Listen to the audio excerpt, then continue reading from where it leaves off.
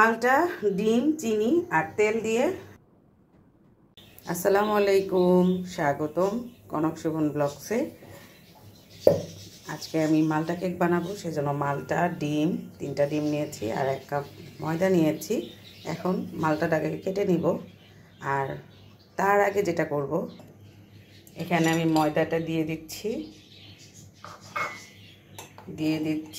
সামান্য পরিমাণ baking powder, এই যে 1 চিমটি পরিমাণ লবণ। এটাকে দিয়ে আমি এখন চেলে নিব। তো এই তো চালা কমপ্লিট। এখানে ময়দাটা আর এখানে আমি মালটাটাও কেটে নিয়েছি, কিন্তু আর নিয়ে নিয়েছি এই যে 1 কাপ থেকে হাফ কাপ থেকে একটু বেশি চিনি। এখন আমি এগুলোকে ব্লেন্ড করে নিব।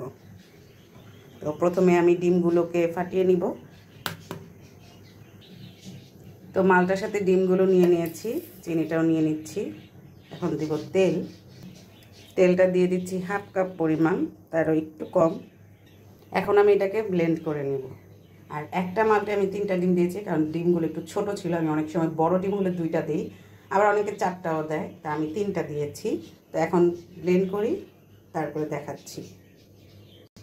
কমপ্লিট ব্লেন্ড করা, প্রায় 3 মিনিট এটাকে ব্লেন্ড করেছি।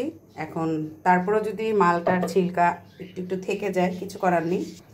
3 মিনিট ব্লেন্ড করেছি। বিসমিল্লাহ। আমি এখন দিয়ে দিচ্ছি, যে হালকা হালকা কিন্তু রয়ে গিয়েছে।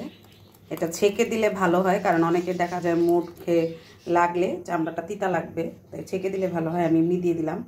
আর যেটা ব্লেন্ড, অনেক সময় দেখা যায় মালটাটা একটু শুটা হয়ে গেলে, মানে যেটাকে বলে টাটকা না থাকলে, ফ্রেশ না থাকলে, তখন এরকম হয়, পুরোটা ব্লেন্ড হতে চায় না, আমি যতটুকু জানি। তো এখন এই তো আমি এটাকে ভালো করে মিক্স করে নিব।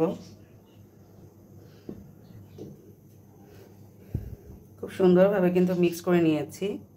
এখন এই তো চাইলে এইভাবে বসিয়ে দেওয়া যায়, কিন্তু আমি একটু কালার দিব, ইয়েলো কালার, যেটা আর কি অরেঞ্জ ফ্লেভার কেক বানাচ্ছি, যেহেতু দেখতে যেতে ভালো লাগে, সেই জন্য খুবই সামান্য পরিমাণ দিয়েছি, 3 ফুটার মতন।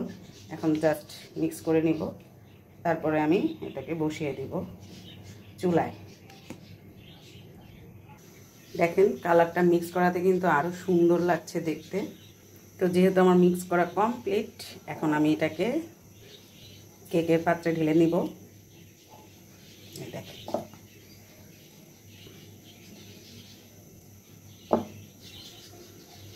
তো এইটাতে এখন ঢেলে নিব।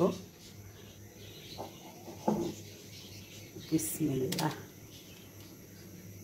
কমপ্লিট।